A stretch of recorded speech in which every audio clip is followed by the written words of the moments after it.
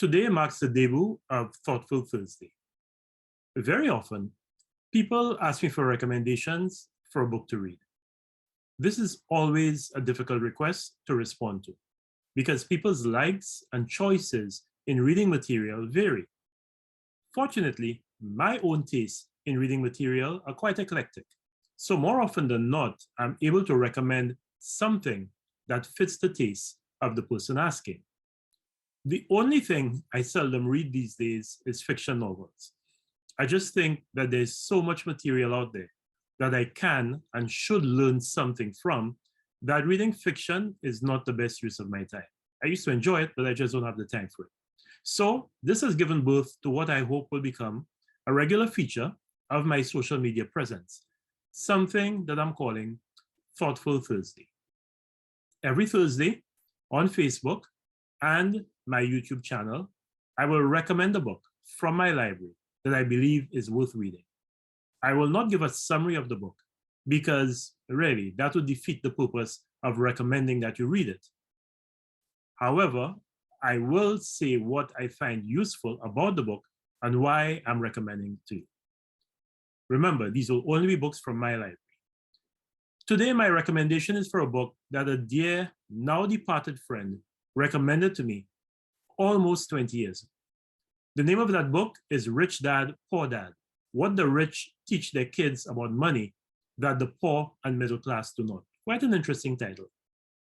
This book, which was written by Robert Kiyosaki and Sharon Lechter and was a #1 New York Times bestseller, was published by Warner Books in 1997. However, despite the fact that it is now 25 years old, the lessons are as relevant today as when the book was written and published. Kiyosaki bases the book on his experience with his two fathers. The rich dad was his friend's father, who never finished secondary or high school, but went on to become very wealthy, and when he died, left millions of dollars to his family, his favorite charities, and his church. The poor dad was Kiyosaki's father, who had a PhD, had attended some of the best universities on full scholarships, but struggled financially all his life, and when he died, left significant debt behind for his family. The book is a self-help book for raising your financial IQ.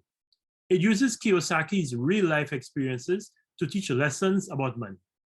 My favorite chapter is actually chapter 3, lesson 2, Why Teach Financial Literacy.